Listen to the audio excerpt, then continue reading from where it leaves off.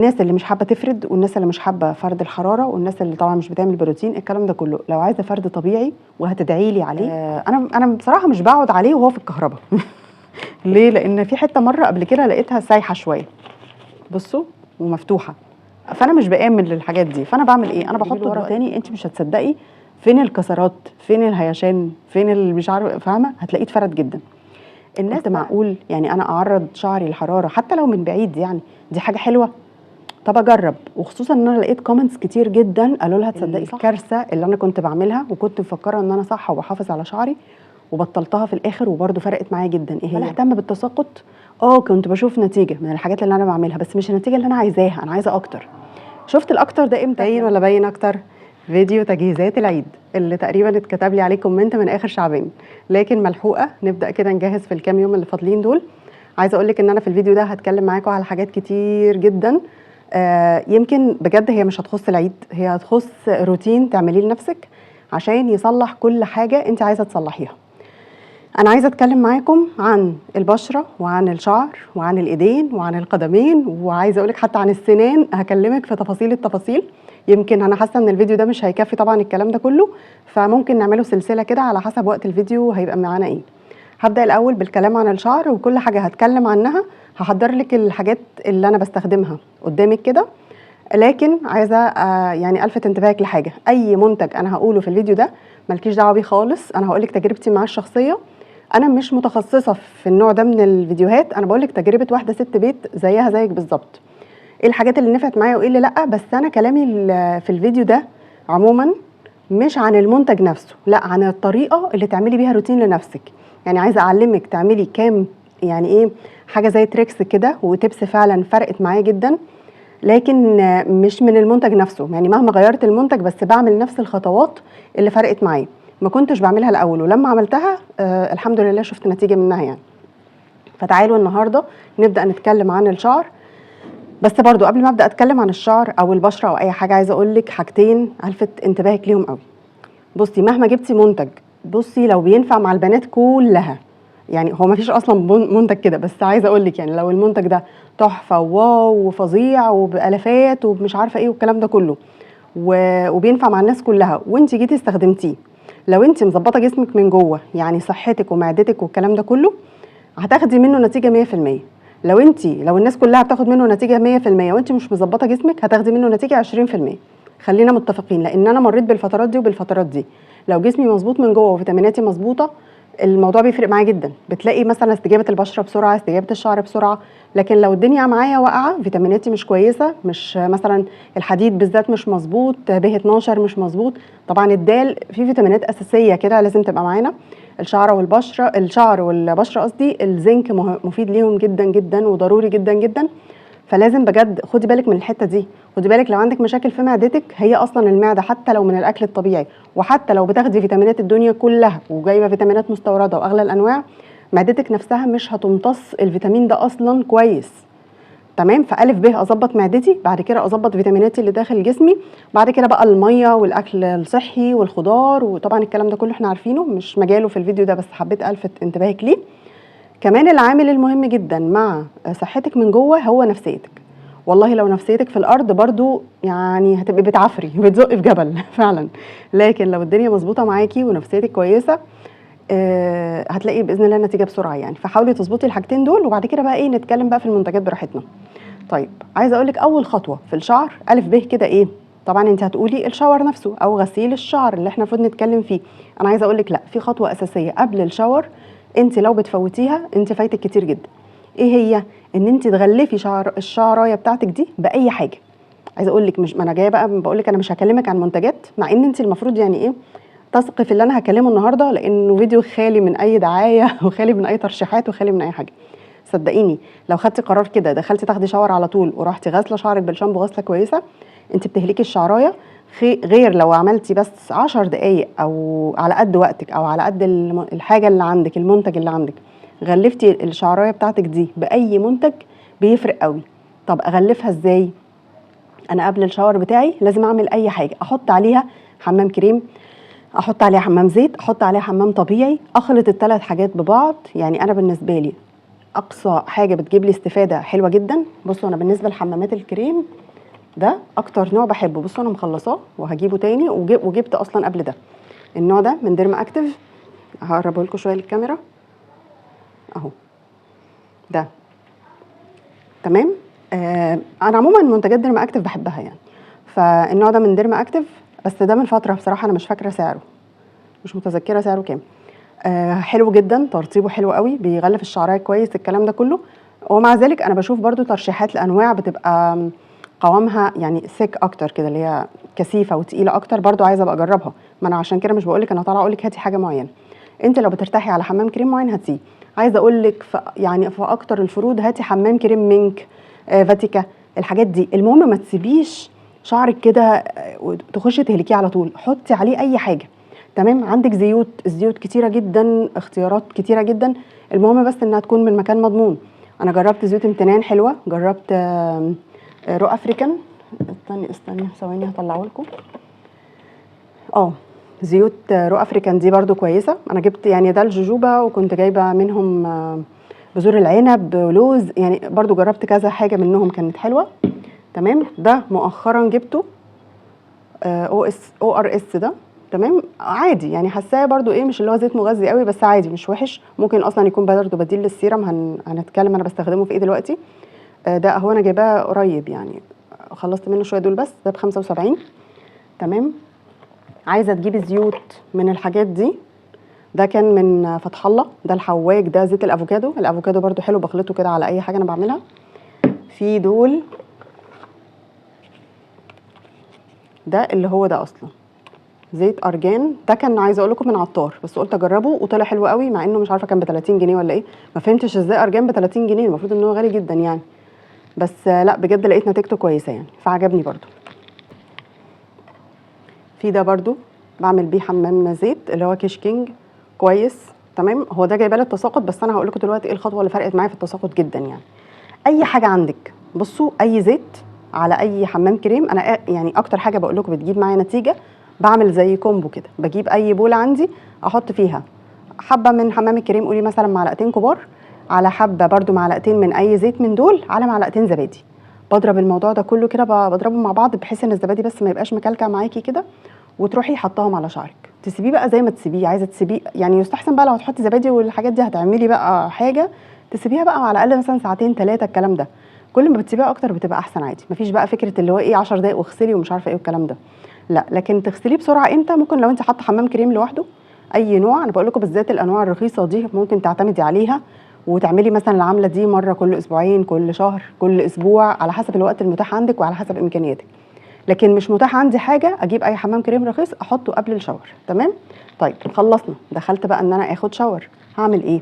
الخطوه بقى اللي انا بقول لك فرقت معايا في التساقط جدا، ايا كان الشامبو اللي انت هتستخدميه، اغسلي يعني لما تخشي تاخدي الشاور اغسلي فروه راسك، ما تغسليش شعرك. يعني انا الاول كنت اقعد ادعك في شعري واعمله مرتين 3 على اساس بقى هو اللي انا بدهنه طول الاسبوع، احط بقى كريم ليف ان مش عارفه ايه الكلام ده كله، فبتوصى بيه قوي. لما بدلت، لما سبتني من شعري خالص، انا اكني مش شايفه شعري، انا بحط الشامبو على الفرشه دي واعمل بقى مساج لفروه الراس. هي لوحدها كده، مجرد ما بتعملي مساج كتير قوي وتبداي بقى تغسليه، هو بينزل على الشعرايه فبياخد اللي فيها ويغسلها. هي مش حاجه يعني، مش ما فيهاش تراب وطينه محتاجه ان انا اقعد ادعك فيها ما فيهاش، مش مواعين هي. فاحنا مش محتاجين لشعر اكتر من كده. ما تقعديش تدعكي فيه كتير، انت بتفكري انك كده بتنضفيه لكن هو مش مستاهل. انت لو نضفتي الفروه، عايزه اقول لكم انا كنت بعمل سبراي للتساقط الشعر، او اجيب السبريهات الجاهزه وهوريها لكم دلوقتي، او بعمل اهتم بالتساقط. كنت بشوف نتيجه من الحاجات اللي انا بعملها، بس مش النتيجه اللي انا عايزاها، انا عايزه اكتر. شفت الاكتر ده امتى؟ لما اهتميت بفروه شعري. تمام. ما كنتش باخد بالي انا من الفروه دي فتره طويله، لا، فالخطوه دي مهمه قوي. طيب بالنسبه للناس، انا في بقى ناس كتير قوي في فتره الشتاء زي حالاتي كده، انا الشتاء يجي لازم قشره، يعني الشتاء يدخل من وانا صغيره، ملوش اي علاقه باي حاجه، هو الشتاء يجي لازم يجي لي قشره. فانا عملت ايه من اول الشتاء ده ما بدا؟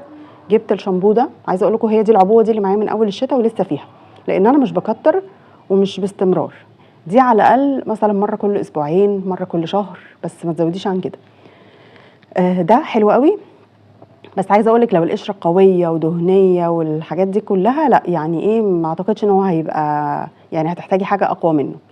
كنت بجيب نيزابيكس، نوع اسمه نيزابيكس. هو كان حلو للقشره كقشره، بس كان بينشف الشعر معايا جدا. عايزه اقول لكم ده ما بينشفش وحلو قوي، وهو اصلا خفيف قوي على الشعرايه، تحس انها اصلا بيرطبها، فكويس. فانا مع الاستمرار، يعني هو مش قوي، لكن انا عشان بغسل بيه باستمرار طول الشتاء، الحمد لله الشتاء ده ما فيش قشره اصلا، والقشره لوحدها بتبقى سبب تساقط وسبب قله تغذيه الشعرايه بتاعتك، بتسد البصيله، يعني بتبقى سبب مشاكل كتير. فدي برضو خطوه مهمه قوي. تمام، يبقى احنا عملنا ايه اللي انت تستفيدي منه بقى من الجزء اللي انا قلته لحد دلوقتي ده؟ تستفيدي ان انا ما ادخلش اغسل شعري كده، يعني حتى لو عملتي ده اضطرارا ما يبقاش كل مره بتعملي كده. لازم تحطي على شعرك اي حاجه، حبه زيت في ايدك حطيهم واصبري 10 دقايق، وبعد كده ادخلي اغسلي بالشامبو بتاعك، اي حمام كريم، اي بقى، على الاقل كده ادي لنفسك مره في الاسبوع او مره كل اسبوعين حاجه بقى مغذيه تحطيها كده ساعتين 3. تمام، الخطوه دي بتفرق قوي في نتيجه شعرك بعد الشاور. وحته ان انا بغسل فروه راسي بالفرشه، دي اساسيه قوي، ايا كان الشامبو اللي انا برتاح عليه وايا كان الشامبو اللي انا بستخدمه، براحتك. طيب غسلت خلاص بالشامبو، اطلع على كده؟ لا، احط تاني، اقفل اكني انا فتحت مسام الشعرايه، زي مثلا ما بنعمل حمام بخار للوش او الكلام ده، يقول لك مشي تلج او كده عشان تقفلي المسام اللي فتحتيها. انت دلوقتي فتحتي المسام بالشامبو، اقفليها بايه؟ برده معلقتين بلسم، معلقتين حمام كريم على الشعر نفسه. احنا هنا غسلنا الفروه، لا انا حمام الكريم او البلسم. طب انا حاطه يا نوني حمام كريم قبل ما ادخل، حطي تاني وانت خارجه. فاقفلي الشعرايه، بعد كده اغسليه، اطلعي. طيب طلعنا، الكارثه اللي انا كنت بعملها وكنت مفكره ان انا صح وبحافظ على شعري وبطلتها في الاخر وبرده فرقت معايا جدا، ايه هي؟ ان انا كنت عايزه ابعد عن الحراره على قد ما اقدر. انا بقالي فتره مبطله، يعني انا مش بروح مثلا لكوافيره، بقالي فتره، جت عليا فتره عملت بروتين كذا مره او كده، بطلت وببعد عن الحراره، ما بعملش استشوار، ما بعملش اي حاجه، حتى يعني انا راكنه ده كده على جنب. ده بصوا ماركه بيبيليس، انا كنت جايباه من كام سنه كده، بصراحه مش هفتكر يعني اسعاره ولا هفتكر الكلام ده لانه من سنين حرفيا. تمام، انا ببعد عن ده انا قافلاه كده وراكناه وما بستخدموش اصلا. واعمل ايه؟ اسيب شعري ينشف، طبعا بتحطي فوطه مايكروفايبر او تيشرت قطن عندك او اي حاجه، واسيبه كده ينشف للطبيعه، وانا مفكره ان انا كده يا سلام برافو عليا ان انا ببعد عن الحراره. لحد من شهرين كده شفت ريل كده على التيك توك، واحده كاتبه انه يا جماعه حته ان انت تسيبي شعرك ينشف، هي كانت جايبه صوره بنت كده وشعرها مقسوم نصين، نص هايش قوي ونص معقول شكله حلو. قالت الفرق بين النصين ان النص الهايش هي اللي بتسيبه ينشف لوحده في الهواء، والنص التاني هي اللي بتنشفه باستشوار بعد ما بتخلص الشاور بتاعها. قلت معقول يعني انا اعرض شعري للحراره حتى لو من بعيد؟ يعني دي حاجه حلوه، طب اجرب. وخصوصا ان انا لقيت كومنتس كتير جدا قالوا لها تصدقي صح، احنا لما بقينا ننشف شعرنا وما نقعدش بيه مبلول ان هو ينشف لوحده، حسوا فرق كبير قوي، وحسوا برده فرق في التساقط وفرق في هيشان الشعر. طب اجرب، انا خسرانه ايه؟ بس في حاجتين مهمين جدا جدا جدا جدا لازم تاخدي بالك منهم. ايه هما؟ اولا الحراره، يعني انا عندي ده، بصوا انا بركب عليه الجزء ده، هو طبعا فيه كذا حاجه، يعني دي اللي هي الفرشه اللي بتلف كده وانت بتشغليه، ودي عاديه ثابته، ودي بدل البيبيليس. تمام، فيها جزء جوه كده. انا بستخدم دي بس، انا دول ما بستخدمهمش بقالي كتير قوي. انا بحط دي اللي بتطلع هواء. في هنا بقى عندي الاول هواء ساقع وهواء دافي وهواء سخن. تمام، يعني هما 3 درجات. اهم حاجه تستخدمي الساقع لو هتستحمليه دلوقتي في الشتاء، بس هو مش ساقع قوي يعني حلو، يا اما الوسط. حته ان انا استخدم السخن قوي دي لا بلاش يعني. تمام، يبقى اول حاجه ما تعمليش حراره عاليه. تاني حاجه ابعدي ايدك عن شعرك، ما تلزقيش الهواء في شعرك مباشره، لا ابعدي الهواء مسافه كويسه يعني بينه وبين شعرك. تمام كده. طيب فهنعمل الخطوه دي مهمه قوي في التنشيف. يبقى التنشيف ده طلع حاجه مهمه جدا. طب انا فعلا لما عملته فعلا حسيت بفرق. حاجه برضو مهمه جدا قبل بقى ما تنشفي، انت دلوقتي طلعتي من الشاور هتعملي ايه الخطوات اللي انت تعمليها؟ هتنشفي على طول؟ لا، انا هعمل روتين الترطيب بتاعي الاول. تمام، المفروض تحطي سيرم واقي للحراره مثلا، ده لو عندك. تمام، طب مش عندك، وانا ما كانش عندي، يعني انا الفتره اللي انا جربت فيها الطريقه دي ما جبتش السيرم يعني مخصوص للحراره او اي حاجه للحراره. طيب انا بعمل ايه في الفتره دي؟ انا اما بطلع طبعا بنشفه كويس جدا جدا جدا، يعني ايه، بحاجه قطن زي ما بقولك او بالمايكرو فايبر، يعني هو مش بيبقى بيسقط، هو مبلول لسه بس مش بيسقط. تمام، بتاخدي بقى، عارفه لما تيجي انا نسيت اقول لكم برده الخطوه دي في حمام الكريم او اي ماسك هتعمليه على شعرك. الماسك لما نيجي نعمله على شعرنا، معلش الاول يا بنات هتكلم في الحته دي، ان انت لما تيجي تعمليه مش تحطي كده الماسك وخلاص، لا، عارفه لما بتيجي تعملي صبغه وتبداي تقسمي شعرك كده بمشط رفيع اقسام وتروحي حاطه كده الصبغه عليها وتشبعي الشعرايه، اعملي الماسك لشعرك كده، او حمام الكريم او اي حاجه هتحطيها بالطريقه دي، تحفه بجد. فكره ان انت اصلا وانت بتحطي حمام الكريم كده وبتوزعيه كده خلاص، انت عموما بتجيبي اللي بره، لكن قلب شعرك من جوه ما استفادش حاجه، مهما مشطتيه برده مش بيبقى واصل له قوي زي الجزء اللي بره اللي انت عملتيه وخلاص، فبيفضل فيه نفشه كده في قلب الشعر. فاعمليه بس بالطريقه دي ووزعيه كويس. طيب خلاص خلصنا وخدنا شاور وتمام تمام وكل حاجه. دلوقتي انا هبدا بقى ادهن شعري. هعمل ايه؟ هعمله بنفس الطريقه. انا برضو بقسم شعري بالمشط كده رفيع وابدا ارطب يعني كل خصله، مش برطب كده من على الوش وخلاص، هاخد خصله خصله ارطبها. طيب الناس بقى اللي شعرها هايش او بيضايقها او مكسر او الكلام ده كله، ترطبه ازاي؟ اول حاجه انا بحط عليه الليف ان. تمام، اي ليف ان عاجبك. بصوا ده انا كنت جايبه ده الاول، وده كنت بستخدمه برضو والبنتي وكده. ده تويست اند جو، ده هو عامل 150. تمام، لسه برضو مؤخرا جبت ليفز، لقيت برضو عليه ريفيوز كتير قوي، ده ب 275. عايزه اقول لكم ده ترطيبه اعلى من ده ضعف ده، يعني ده قوامه تقيل شويه كده، تلاقيه في ايدك تقيل وانت بتحطيه، ده اخف منه. فانت على حسب شعرك بيحب الخفيف او التقيل، او مش دول اصلا النوع اللي انت بتحبيه واللي انت متعوده عليه هو اللي انت تستخدميه. تمام، انا بقول لكم ما برشحش حاجه، انا مش طالعه ارشح لك منتج، انا طالعه اقول لك طريقه استخدام. طيب بعمل ايه؟ بتاخدي حبه كده في ايدك ماشي، على قد بقى الخصله اللي انت عملتيها، تدهنيه، توزعيه على الخصله كويس قوي. اتشربت هسيبه كده؟ لا مش هسيبه كده، هقفل عليه. هقفل عليه بايه؟ يا بالسيرم يا بالزيت. انا بستخدم ده، بس ده خلص مني اصلا امبارح وانا بستخدمه، نوع اصلا مش معروف، عادي اي سيرم. وفي سيرم بشوف برضو عليه ريفيوز كتير الايام دي، لو حد جربه يقول لي اجيبه ولا لا، اسمه بلوب تقريبا، هو BLOB. مش عارفه، بشوف عليه كلام كتير يعني، فعايزه هو اللي جربه ده، بما انه خلص فهشتري التاني. او قولوا لي بقى، يعني مش عارفه برضه، هسيرش كده من هنا اليوم ما انزل اشتري، قولوا لي اجيبه ولا اجيب نوع تاني لو انتم مجربينه يبقى حلو، يعني بتحسوا فعلا ان هو بيرطب حلو. المهم ان انا هقفل يبدا واحد بس مش الاثنين، كده هيبقى كتير جدا. وما تكتريش المنتج، يعني ما تحطيش من ده او من ده او من ده حاجه، لا ما تقليش على الشعرايه. احنا اصلا هننشف الميه ليه؟ وبنقول ليه ننشفها ما نقعدش بالميه كده؟ عشان ما تفضلش الشعرايه تقيله والميه في الجدر كده محمله عليها وتبقى تقيله، اصلا ده بيساعد انها تقع ومش هتخلي ريحه شعرك حلوه. لكن لو نشفتيه والميه خلاص مشيت منه بتبقى ريحه شعرك حلوه، بيبقى خفيف وحلو. فحطينا من ده مش كتير على الخصله، وتقفلي بده مش كتير خالص، نقطتين برضو كده على كل خصله. هبدا بقى اعمل شعري كله خصله خصله خصله وهكذا لحد ما اخلصه كله.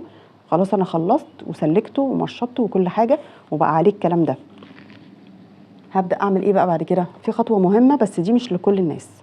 للناس في كومنت جالي قبل كده كانت بتقولي ان عندها شعر من قدام، يعني زي ما يكون التقصيف بدأ من اول الشعر، فاهمين قصدي؟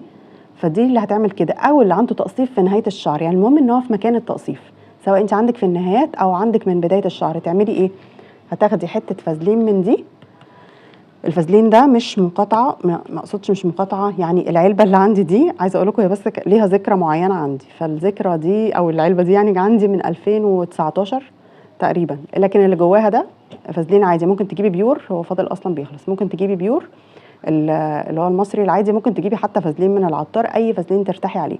هتاخدي بصي حته بس، خدي بالك بقى ايه، حاجه كده يعني، او يمكن دي كتيره، فاهمان قصدي؟ هتاخدي حاجه بسيطه جدا من الفازلين ده، بسيط قوي قوي قوي، ما تكتريش خالص، وتمسحي كده على ايدك وتحطي على مكان التقصيف، سواء هو على بدايه الشعر سواء هو على نهايه الشعر، المهم تقفلي عليه بالفازلين ده. خلاص كده. طيب بعد كده بقى هنبدا ننشف شعرنا كويس قوي، كل خصله ننشفها حلو جدا جدا جدا. تمام، شعري نشف بنسبه 95%، يعني انا مش هنشفه 100%، خدي بالك هنشف شعري بنسبه 95%. خلاص، بحيث ان شعرك انت بس بتلمسيه كده بيبقى ساقع، انت حاسه ان فيه رطوبه، بس ايه، ما يعتبرش مبلول، اللي هو لا عادي خلاص يعني. طيب بعد كده عملنا ايه؟ خلاص الخطوه دي كده خلصت. تمام، خلصت بقى الخطوه دي. بعد كده هعمل ايه وهو مبلول؟ عايزه اقول لك بقى، الناس اللي مش حابه تفرد، والناس اللي مش حابه فرد الحراره، والناس اللي طبعا مش بتعمل بروتين، الكلام ده كله، لو عايزه فرد طبيعي وهتدعي لي عليه على اللي انا هقوله لك ده. عارفين فكره الدوامه او الطاقيه بتاعت زمان؟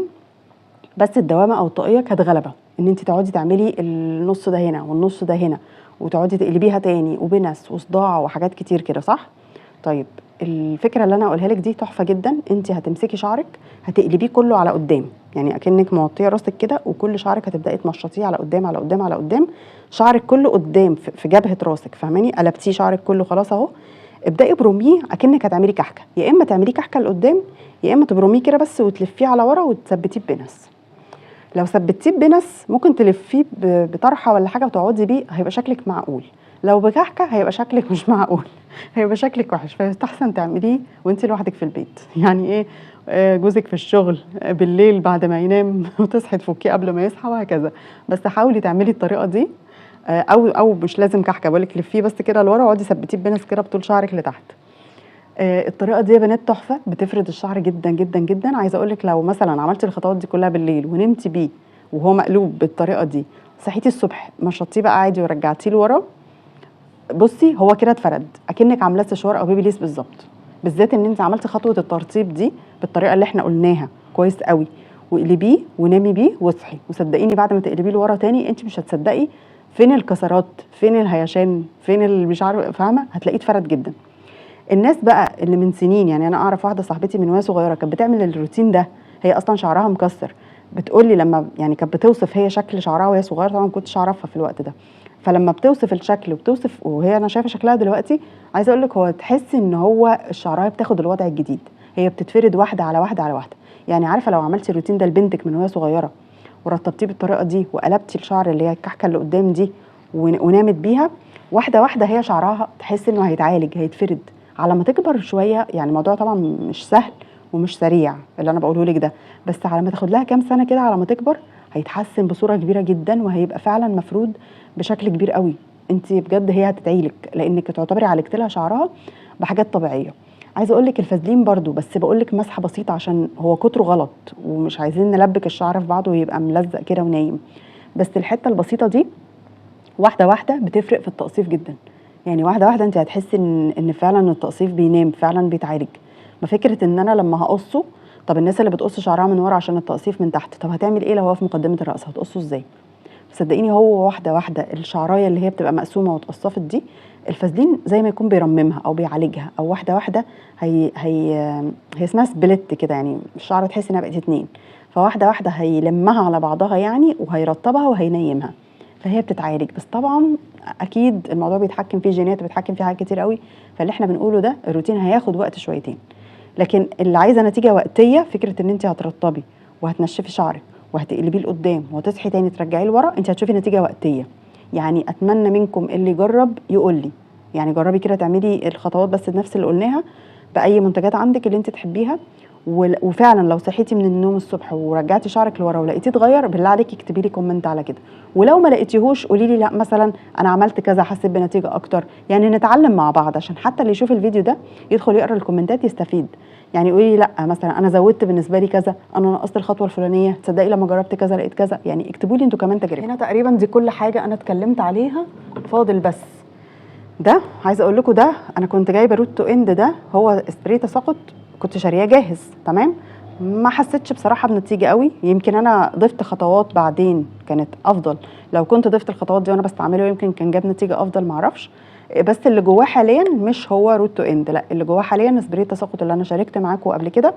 وهو عباره عن ايه؟ عباره ان انا بجيب حله مثلا فيها كوبايتين ميه ولا حاجه، وبحط معلقتين 3 روزميري على كام واحده قرنفل، ممكن تحطي حبه البركه، سنه جنزبيل، المواد اللي هي ايه بتبقى كلها كده فعاله وبتشتغل على فروه الراس. بتغلي الكلام ده كله، اول ما يغلي اطفي عليه وغطيه وسيبيه لحد ما يبرد في الخلطه بتاعته، وبعد كده صفيه في اي زي ازازه سبراي عندك. انت كده تبقي عملتي سبراي للتساقط في بيتك مضمون، من اعشاب، رخيص، كل حاجه. انا بحس ان كل مكونات السبريهات الجاهزه بتبقى كده، فمش مستاهله. خطوه اخيره عايزه اقول لكم عليها، بصوا ده بس هو خلصان عندي. الناس اللي عندها بنات في المدرسه تمام بيحصل لهم عدوى من بعض، انت ممكن تبقى بنتك زي الفل، انا بقول لك تجيبي ده وبنتك زي الفل يعني ما فيهاش اي حاجه، لا بس هو بيعمل ايه بقى؟ اللي هو عدوى الحشرات والفطريات والكلام ده كله، عشان ما يتعدوش من بعض. فهاتي ده ادهنيه وقايه، هو اصلا عايزه اقول لكم ريحته حلوه. تاني حاجه ترطيبه اصلا كمرطب حلو جدا، يعني هو سيرم بجد حلو قوي. بيدي لمعه فظيعه، لمعه جامده قوي كده فجاه، يعني من كميه صغيره جدا بيدي لمعه حلوه قوي وبيرطب حلو قوي، فحتى انت ممكن تستخدمه لها كده يعني. بس انا عموما بجيبه، انا عايزه اقول لك ده مثلا بقاله 3 سنين عندي يعني. يعني خلاص انا شطبته عشان صلاحيته بس قربت. بصوا هو من 2023 ل 2026 تقريبا، انا جايباه 23 24 فبدات اخلصه، فاضل فيه شويه دول اهم. فانا بحطه كوقايه ان شاء الله مره في الشهر، يعني فاهمه، طول ما هي في المدرسه عشان ما تتعرضش لاي حاجه. ده بجد ده هيحميكي، ده الحمد لله، اللهم الله اكبر، يعني ما هتنسي المواضيع دي، مش هتتعدي ان شاء الله من اي حد ولا هيحصل لها اي حاجه. طيب، اللي انا طبعا سقطت ان انا اتكلم عنه اما شفته دلوقتي افتكرت البرو كاب. طبعا ده هنستخدمه امتى؟ هنستخدمه في بدايه الخطوات، لما اجي احط الماسك على شعري او حمام الكريم او حمام الزيت. انا بقى عندي وقت شويتين المره دي وعايزه ادلع نفسي، انا بقول لك ان شاء الله مره في الشهر اعملي كده. طبعا سخني. انا بصراحه مش بقعد عليه وهو في الكهرباء. ليه؟ لان في حته مره قبل كده لقيتها سايحه شويه، بصوا، ومفتوحه، فانا مش بامن للحاجات دي. فانا بعمل ايه؟ انا بحطه دلوقتي في الكهرباء، طبعا دي بتنور، بسيبه كده بعيد عن راسي، ماليش دعوه بيه لحد ما سخن. يعني انا حطيت ايدي كده لقيته سخن تمام، اروح شايلاه من الكهرباء وبحطه على راسي واقعد بيه لحد ما السخونيه بتاعته تروح. يبقى شعري كده خد الحراره بتاعته وخلاص، واستفدت بيه واشيله. لكن انا بخاف ان انا اقعد عليه وهو في الكهرباء بصراحه. فخدوا بالكم من الحاجات دي، عشان برضو ساعات بقرا عليها يعني حوادث كده مش لطيفه. تقريبا يا رب اكون ما نسيتش حاجه. نسيت زبده الشيا. دي برضو عبانات حلوه، كنت عايزه ارشحها لكم، هي من امتنان، برضو حلوه جدا، ممكن تاخدي منها. عايزه اقول لكم بقالها كتير، هي حته بسيطه جدا بترطب حلو قوي. فسيحيها في قلب الخلطه اللي انت هتعمليها، في قلب حمام الكريم، في قلب حمام الزيت، الكلام ده كله برضو لو ضفتيها بتبقى تحفه للتقصيف، والكلام ده كله بتعالج حلو قوي. ف يعني ايه، يا رب اكون قدرت افيدكم. ومش عارفه انا كلامي مرتب ولا لا، بس انا يعني انتوا عارفين مش مجالي الكلام في الحاجات دي، فهي كلها تجارب شخصيه حبيت اشاركها معاكم. ان شاء الله بقى الفيديو الجاي هيبقى على ايه؟ هيبقى على البشره وعلى الايدين بقى والرجلين وبقيه الحاجات بقى بتاعه العيد كده، ان شاء الله نعمل ايه وروتين ايه والحاجات اللي هتفيدنا. زي ما بقول لكم ان شاء الله مش في العيد بس، لا ده على طول. بس كده يا بنات، بحبكم في الله واستودعكم الله الذي لا تضيع ودائعه، والسلام عليكم ورحمه الله وبركاته.